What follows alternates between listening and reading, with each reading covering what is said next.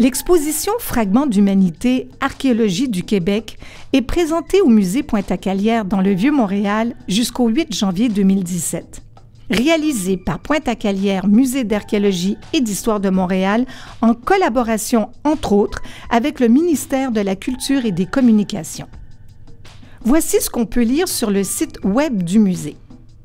Le 17 mai 1642, sur une pointe de terre s'avançant entre le fleuve Saint-Laurent et une petite rivière, le père Vimont célèbre la messe de fondation de Montréal devant le sieur de Maisonneuve, Jeanne Mance et leurs compagnons.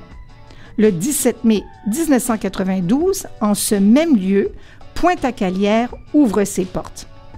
Effectivement, cela fait bientôt 14 ans que Pointe-à-Calière a ouvert ses portes et c'est pourtant la première fois que le musée consacre toute son exposition à l'archéologie québécoise. Mais vous me direz, pourquoi précisément en ce moment?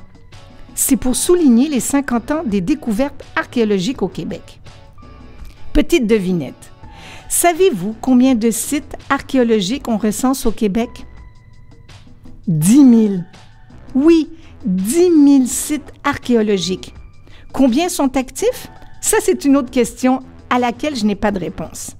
C'est depuis le début des années 2000 que nous savons qu'il y a eu présence humaine au Québec.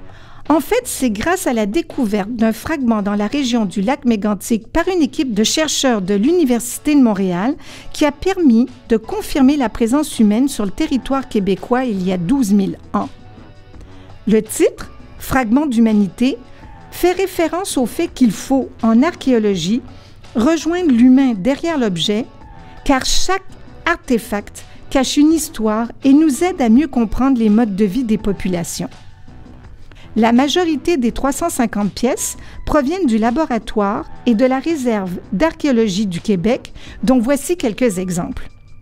Il y a un hublot de l'Empress of Ireland, de la vaisselle, que ce soit des assiettes, des plats de service, de la coutellerie, des cruches, des marmites, également des jouets, des jeux de quilles, des dés, des voitures miniatures, ou alors des pièces de monnaie, bijoux, fusils, pipes et combien d'autres choses encore.